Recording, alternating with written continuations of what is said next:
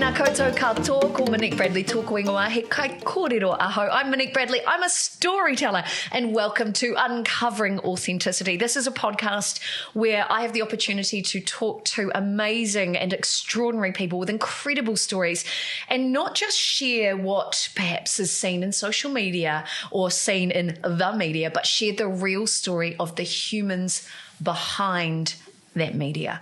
So today I am absolutely honoured and delighted to have a beautiful human in the studio. She's amazing. She's a published author, and she's also well known as one of the fabulous housewives of Auckland. Please welcome Julia Sloane. Well, that was a nice intro.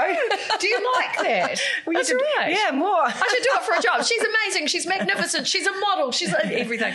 I like to do that because I want to give the audience context, obviously. But at the same time, I'm trying to manifest that we're in a stadium-size arena. So if I open like we're on a big talk show or a big stadium-size arena, then it will come to me. That's how the law of attraction works. Yeah. Julia, firstly, how are you? I'm great, thank you. Good. I'm so delighted to have you in the studio. I remember one of the first encounters I had with you. Oh, yes. And it was when we were at the amazing What Women Want event. Yeah, that's right. Through the gorgeous Vanessa Bennett, who's been on this podcast. Beautiful. And Vanessa comes up to me and she said, "You need to interview this woman. She's a housewife of Auckland. You'll love her." I went, "Okay, all right, okay," because Vanessa was racing around. Yeah. And then you came on, you wafted over because you have this elegance and this grace when you walk through a room. Oh, really? Yes, because my job is to stare at people and understand them. And so you wafted over to me. You had this incredible dress on. You had the most beautiful makeup and you just looked incredible. And I went, "Wow, you really are a housewife of Auckland." Like, I looked at you and I know that sounds judgy, but then I started talking to you and I heard the real you. And I saw the heart and I learned about you and what you do, that you're a published children's author. You took an actual interest. So much more. Well, because people are fascinating to me. You are so much more than just the housewife. So that's one of the reasons why I wanted you on here. Oh, thank you. As well, because I find you deeply fascinating. So if you're ready to jump down the rabbit hole, I'll try to be fascinating. Let's go there. First of all, I want to tap into your origin story. So you're a Wellingtonian like me. Yes. Where did you grow up from? Yeah. Grow up from. Does that make sense? Yeah. Tell me. Titahi Bay, which is through Porirua in Wellington. Yeah, one of 4 kids. And, my sister's got 6 kids and she still lives out there next to mum and dad. Oh, yeah. That's gorgeous. And it's a lovely area of Wellington. The view over the water is exquisite, isn't it? Yeah, well, we're right on the beachfront out there. So mum and my sister go swimming every morning at 7 a.m. in the sea. Every morning? Every morning, even like today, even in the middle of winter. Freezing. Yes. They're amazing. Yeah. When you were there, growing up there, did you ever think, I'm going to be this magnificent, gorgeous, affluent, influential woman that I am now? No. Who was little Julia? She got up at 6 a.m. and practiced playing the piano and went running because I was very good at athletics. Well, the family were all into running. So I represented New Zealand at the age of 13 in the Pacific Games. So like my whole life was actually, was going to athletics every Saturday or Harriers in the winter, and running. Wow. So that was the focus. So no, that's quite different from actually being sort of glamorous and... Wow. Yeah. But I mean, do you think that upbringing, was that driven by you or driven by your parents? Well, it started obviously with the parents, but then they install in you the being able to stick at things and the perseverance and that, I mean, it helps throughout life, doesn't it? When you get routine and you make yourself go for a run every morning and do things. I mean, it actually ends up being part of just about everything that you do. So if we're from there, so from your early origin in Titahi Bay, you went to school? I went to Tawa College. I went to Titahi Bay Primary, Kura Street, and then I went to Tawa College. Yep. And then I started I started modelling, which then I think the running went out the door. Okay, right. How old were you when you started modelling? I would have been maybe 15. Gosh, that's young. 16.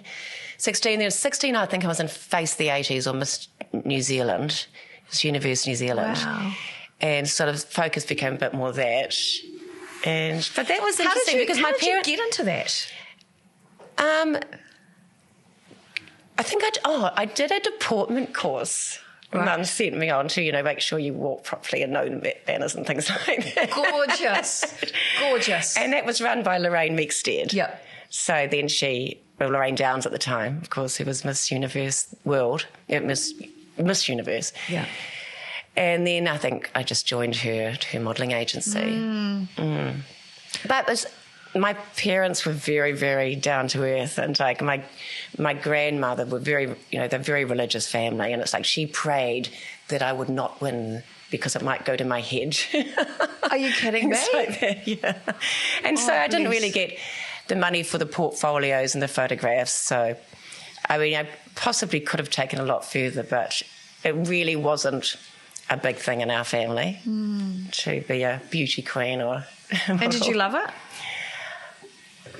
I really enjoyed doing TV commercials, and I did enjoy the shows. Yeah, but I was never much of a catwalk model. I just felt a bit awkward, kind of baby giraffe trying to walk up and down the runway. You are the least likely person I've ever seen that could look like a baby giraffe. You, like I said, you waft through a room. You're just incredibly elegant. Wow, so where did that take you? Yeah, as I said, so I did a little bit in Australia, but not really. I think I didn't really have the interest to really carry that through that much. And then I got married and we moved to Auckland and had 2 kids, and I was sort of at home and started writing. That's just incredible. Yeah. It's so cool. So you found your way into writing through becoming a mum? Well, actually, no, I had the time to write when I became a mum because I was stuck at home. I wasn't working because I was like a bond broker at a bank, and then I worked I forgot that bit. Oh, yeah, okay. Oh, sorry, there was a gap in between having babies. Sorry. Yeah. So after the modelling thing, that's right, I moved overseas. Went to university, finished that, moved overseas, and lived in London and became worked in the back office of the dealing room because I was a corporate dealer at ANZ Bank here first for a year. I did not know that. Oh, corporate dealer at ANZ Bank here, and then I went overseas to London and became did some back office stuff with them, and then I became a bond broker, and I sort of was doing bond repos, which was a new thing over there at the time, and they didn't do them in New Zealand, bond repurchases. And then a Parisian company asked me to work for them in Paris. So my clients were the English, and instead of they're so French, these people I worked for, and they'd say, Julia, go and take the train over Channel Tunnel and take our clients out for a beautiful dinner. Well, I knew my banks in London just wanted to go to a pub, so I'd cram them all together and then I'd just take my girlfriends out for dinner the next night. So, wonderful. So, yeah, I didn't take the job that particularly seriously, and I think after 6 months I headed back to New Zealand again. And that's when I got married, after a few years after that. Wow, what a journey. Do you think working obviously you're a celebrity and you're an influencer and you're also a published author, you've produced a documentary. Do you think that work that you did when I think of bond broking, it's very transactional, it's very numbers driven, but you're quite a people person. Yeah, but I was very good at maths. And yeah, and numbers. My passion obviously is more the arts, but I really went into the wrong thing because I was good at maths and commerce. That's why I headed down that track. On finance and economics was my degree at university, but ultimately I think I would have rather gone to film school or something. Oh wow, so interesting. Yeah, it's so interesting. It's like, I guess you feel when you're good at something, you have to do it. When I was running and winning all the time, I felt like I can't give it up because I've got obviously this talent and I need to keep at it. Yeah. But really it wasn't a passion. And working in the banking industry, I didn't really like it. But, you know, I did quite well at it. Well. Yeah. So I was actually quite... It took a while to realise that you don't have to do something because you are good at it. And I guess with my upbringing where you get the stickability and you get the perseverance and you get the discipline, you end up naturally doing what it takes to perform at the level that you sort of have. I remember some years ago, I think I've told you, I was a children's entertainer. Yes, you were. Yes. I love that about you. No, it's quite cute, eh? Look, I actually loved it. And I did that for 15 years. I won quite a few awards, and I would go into all these kindies and share that kindness makes magic happen. That was kind of my motto. And look, I really loved it until the morning that I woke up and I realised I was just tired. I was tired and I needed a change, and there was lots going on for me at the time. I was also, you know, doing a lot of digital marketing at the time as well, and I was just exhausted. And I remember Pete, lovely Pete, coming in and talking to me, and he goes, "Are you right?" And I said, "Look, you know, I love this job. I love it and I do okay. You know, financially it's okay. But I don't think I can do it anymore." And he said, "Just because you're good at something doesn't mean you have to do it." Oh, this is what I was trying to say. Yeah. Yes, well, Pete put a lot better than that. No, but that's why I'm here. I'm like mirroring that back to you, because it's such a profound thing that I think, especially due to our upbringings, and I was brought up in performing arts, so I only know that my value is in the spotlight or shining a spotlight on other people, and that's how I've always perceived my identity to be, or my value. And yet I think, especially as we become more mature, we start to realise that our value is so much more. Yeah, and if life's getting shorter, so you actually want to do things you enjoy. Yeah, that's so true, so true. So, mummy at home, started writing stories. Well, what inspired you to do that? Well, I used to always write poems. My father brought us up on Pamirs, you know, funny... I love Pamirs! Funny rhyming things, which I looked after my teeth. Yeah, that's it. Spotted the perils beneath. Yeah, so good. So, love that. And so I'd usually write funny little poems, well, quite long poems about, well, family members or friends for, you know, for anniversaries, for birthdays, for things. And Dad featured in a lot. And so then when I had the kids and I was sort of bored at home with the babies, I had, you know, 2 within 3 years, which is... and I was lucky enough not to have to work. I was married at the time, we'd moved to Auckland. Then I decided to focus on the writing and I make myself write for a couple of hours a day. But when I say make, it was actually quite an enjoyable process. And there's lots of different steps to write. And there's the thinking about it, there's the editing, there's the, you know, the structure, everything. So it was very varied. And then I just sent it away for publishers. And so I wrote 5 books. Dad takes me hunting, Dad takes me fishing, Dad takes me... Oh, gorgeous. Hunting. And they ended up compiling it into one book, which now I'm looking at maybe breaking them up because they don't get enough illustrations as the one book, but that's another side story. But then I wrote a series called Kakariki. And Kakariki is a little based on a... taniwha, a little baby taniwha. Oh, wow. And it was quite interesting because when I grew up through Poirua, I went to a school where all the teachers would sprinkle te reo Māori through their normal day teaching and their talking and just normal things like e noho, you know, be quiet or you know, or just lots of different little phrases and words, and just became part of just normal talk with us. Then when I moved to Auckland, and it was sort of Remuera Parnell, the more wealthy areas, quite different from where I grew up. Very different. And like the schools that my children started going to, there's none of that. They just weren't exposed to it. So I thought, well, why don't I help these Pakeha little rich kids learn a little bit of te reo? It's gorgeous, yes, Julia. So I wrote these books based on, you know, rhyme and humour, which I know kids love and which I enjoy writing. Yeah. And sprinkled these phrases through. But to get them published, oh my goodness, it took a few years because in those days, because we're going back, 15, 18 years, the publishers would say, no, it has to be either in Te Reo or English. It's not such a thing to sprinkle Te Reo throughout English. And you think, that was your normal, though. And it's a normal, and now they do it all the time, right? Yeah. In those days, no. So no, they weren't going to. And then I did have one publisher. It was it's one of the ones that did a lot for the in the Te Reo market with the books. And they were interested, but then they asked what's my EV affiliation, right? My whakapapa. And I didn't have any. Oh, wow. So they said, well, we don't think we can really publish these. And so they didn't. And then finally Scholastic came back and said, look, we will, but to make the authentic, we're going to have to find a Maori illustrator.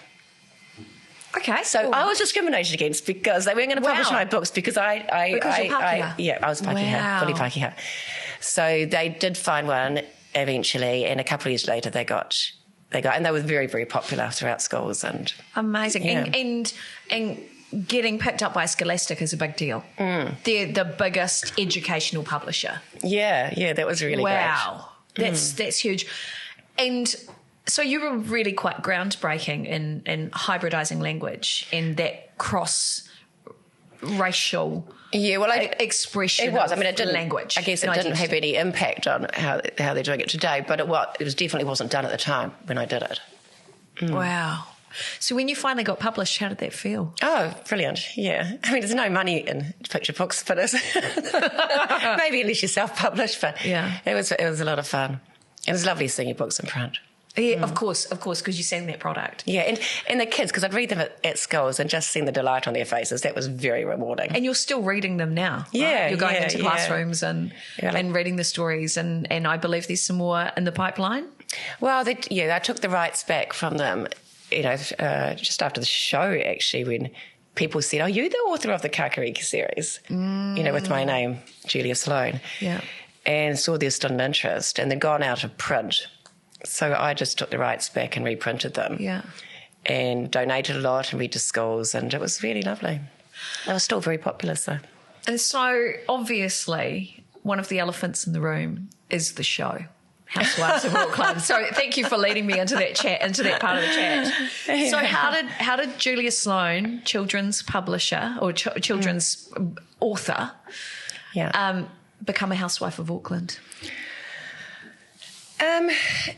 It was really just someone who knew me just suggested that to the people that were going around finding the casting, suggested me, and so I went for an interview, and then there was probably, I don't know, 30 or 40 ladies that might have been interviewed, and I was near the end, but what they'd do is they'd put them in groups of 10 and in different scenarios and just see how everyone interacted. And it's got to be, they tell you, it's got to be your inside voice, it's got to be outside voice.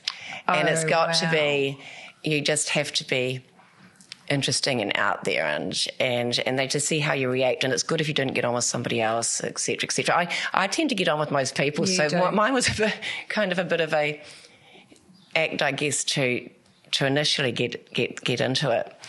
But finally they whittled it down to 6 people, and then when they put on it, actually it was 8 of us, they're whittling it down to 6. At the last interview, they'd put a bowl on the table that would say, okay, so if the conversation gets a bit down, we're going to ask someone to take out a question, and it might be, what's your most embarrassing moment? And so everyone would just, or whoever would chip in and talk about it and then start the conversation going. And it's usually if those people were the ones that would be a bit more out there, they got to be the final 6, which I happened to be in, yeah. What was that experience like for you? Well, actually, most of it was great. And in hindsight, it was good. But I went through quite a traumatic period at one point. And it was always, why did they treat me like that? How did this happen? And I managed to find out, because it was just so not normal. I mean, already the show's hugely edited. And also so reality TV is not real, is it? No, it's called unscripted. But interestingly enough, They say that Housewives is the most of real of the reality because everything's unscripted, but it is guided. Yeah. So like we would be told at the beginning of the week, right, we're going to pair you two up and it'll say like, tell her what you thought of her or what you thought of that situation and things. And you had a camera on you each and you had a sound on you each. Yeah. And you had the main camera. So it could look like you're speaking to someone else.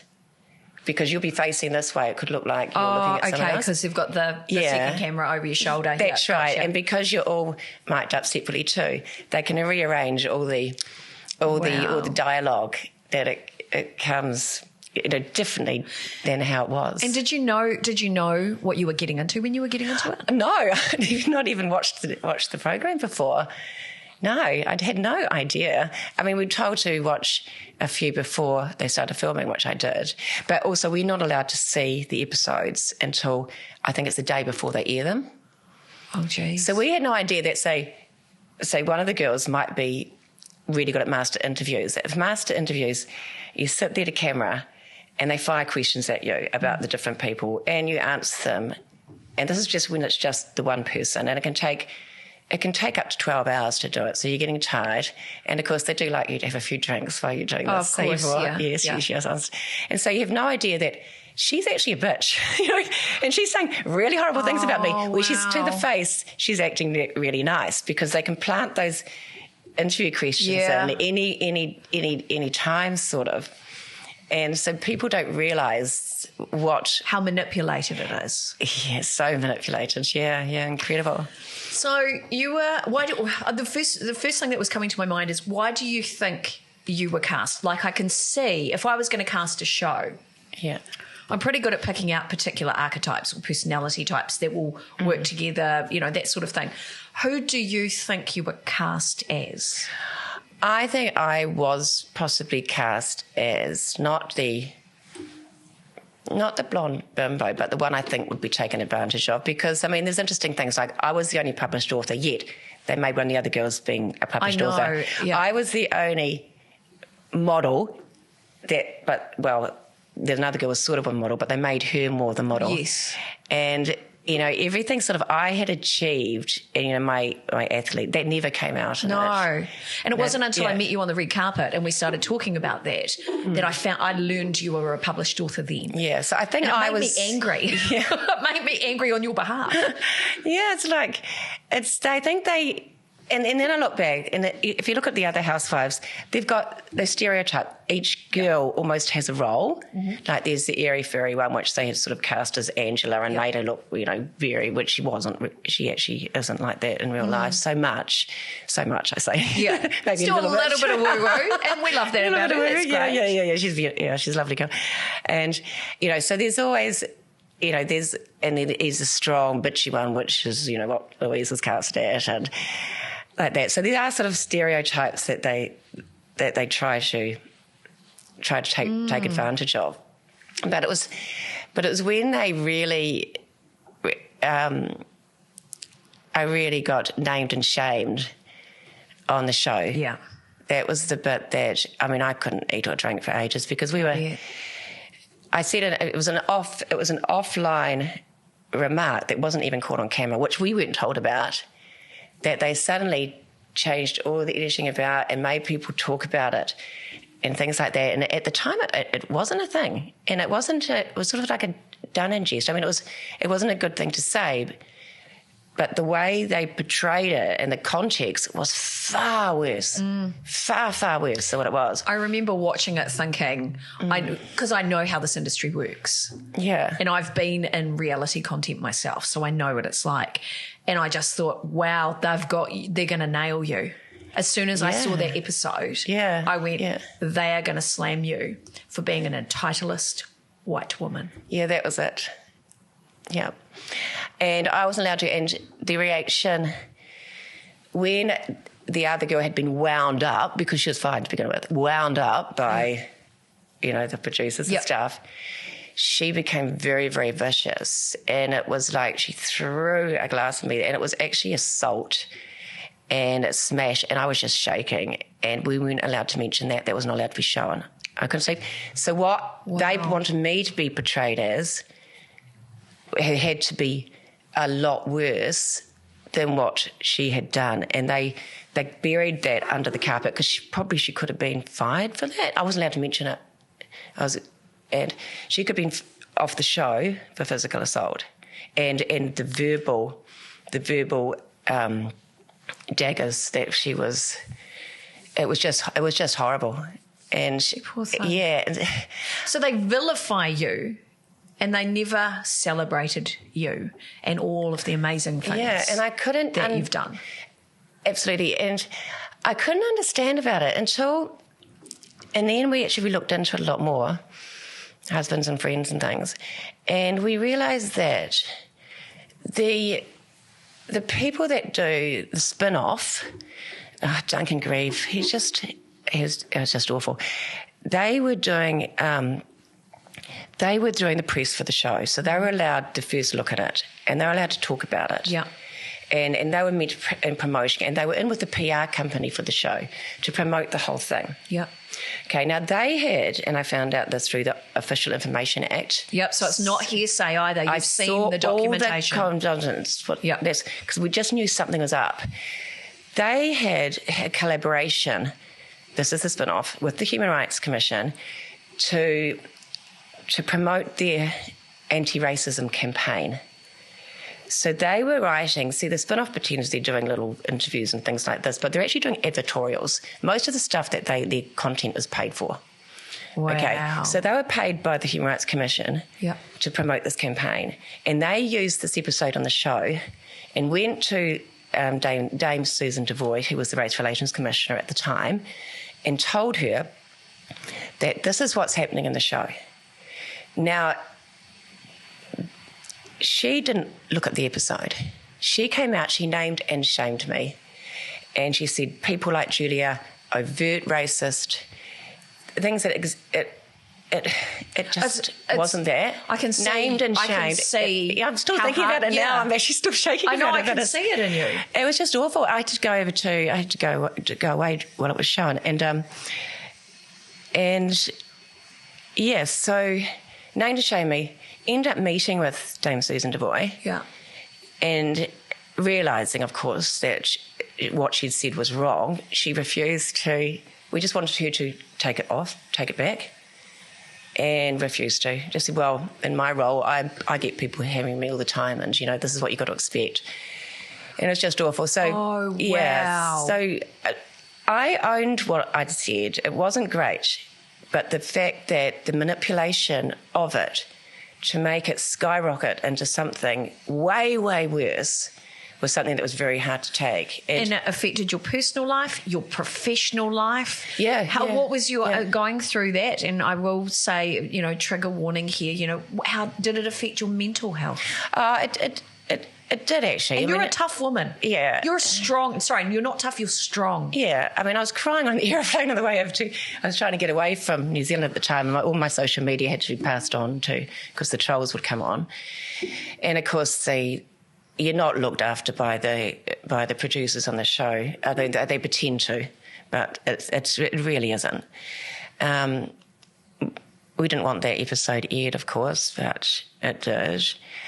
It took me a little while to move through it, but then finding out all the information afterwards about how it had been manipulated, that I wasn't actually this really, really bad person that they made me think I was, realising it sort of helped me move through. And actually, Julie, you are a kind person. You didn't mean to be doing this. You're not this overt racist. You're not this person that they tried to portray you as.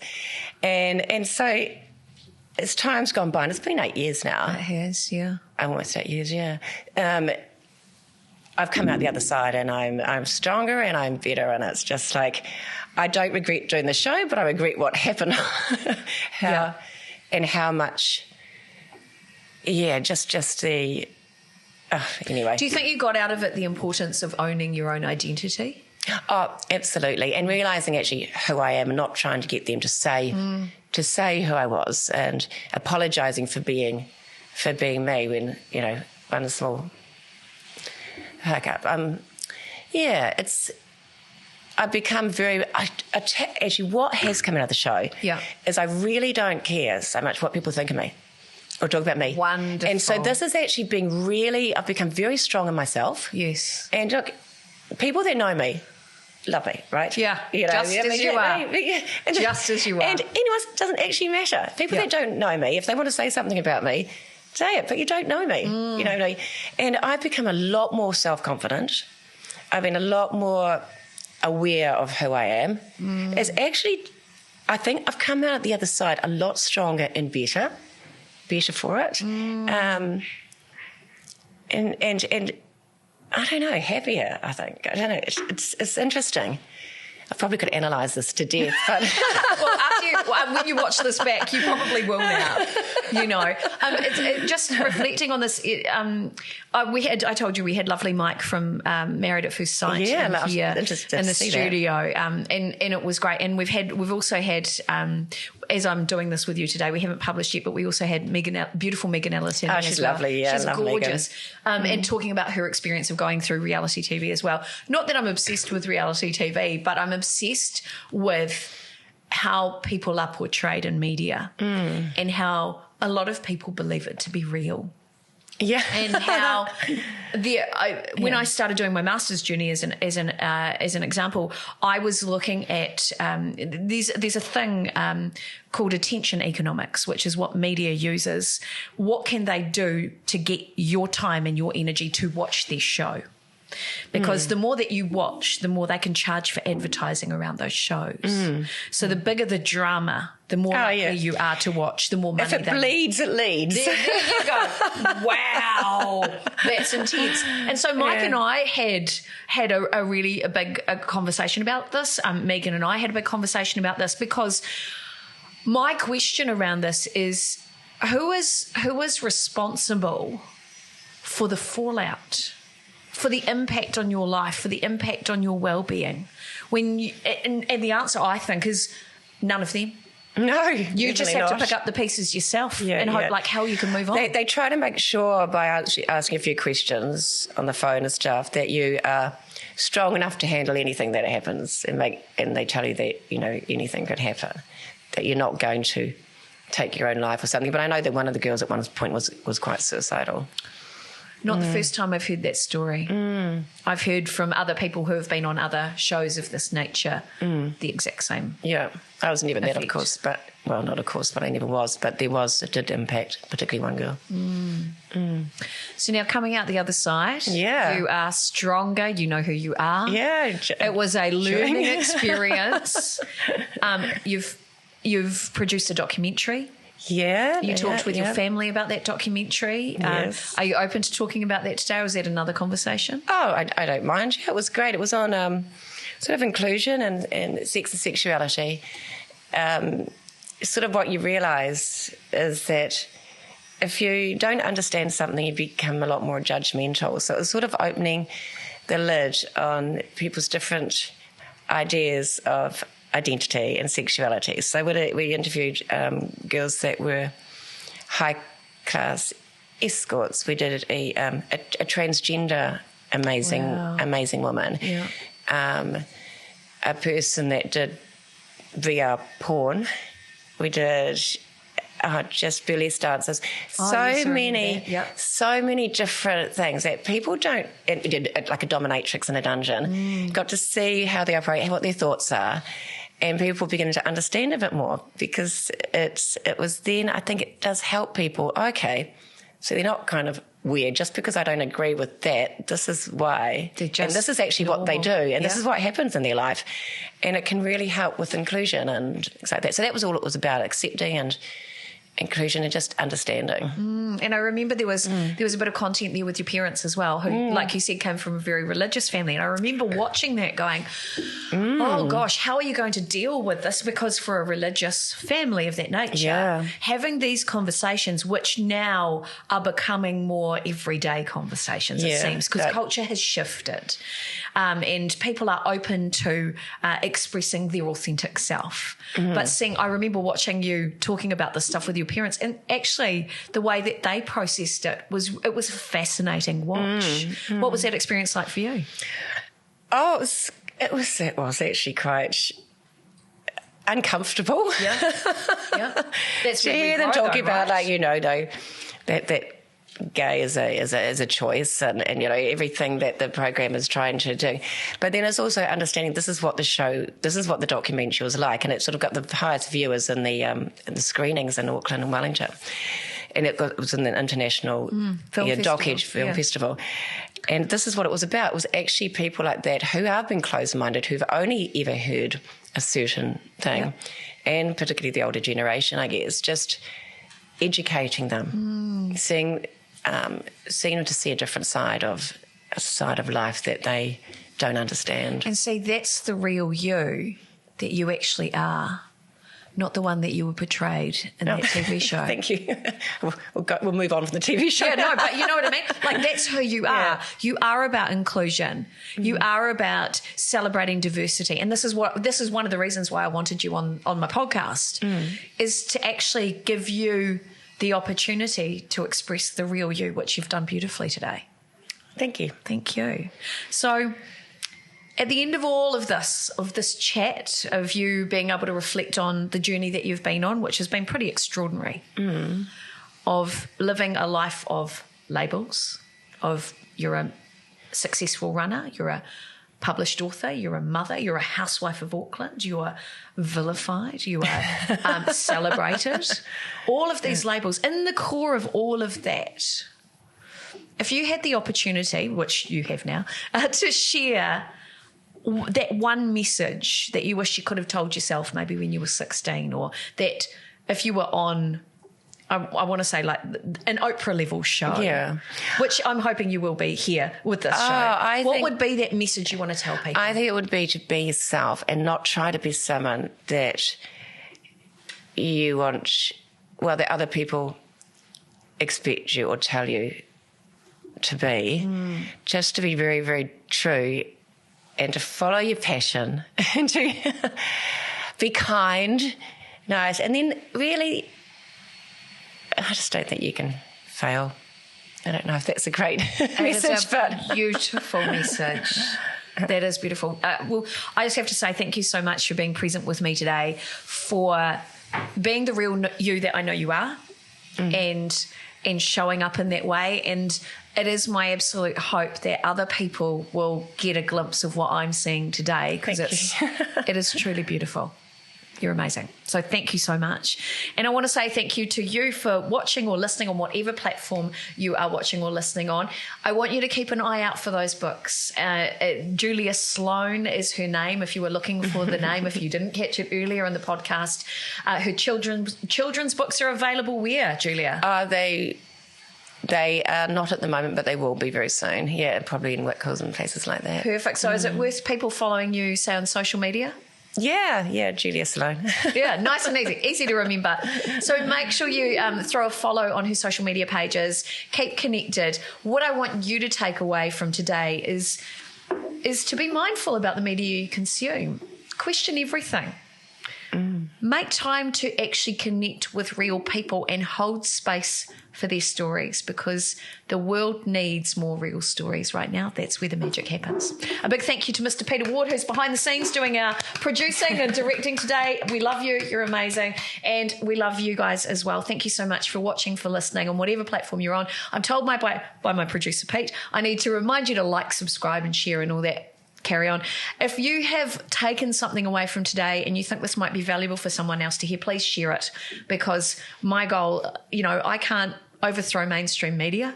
I can't shout the loudest, but I can make little whispers and share real stories that hopefully will transform somebody else's life, because they certainly transform mine. Time to head away, Julia. Thank you so much again. You're amazing. Thanks, Monique. My name's Monique Bradley. He kai kōrero aho. I'm a storyteller, and so are you. So make your message meaningful. Ka kite anō e no hora.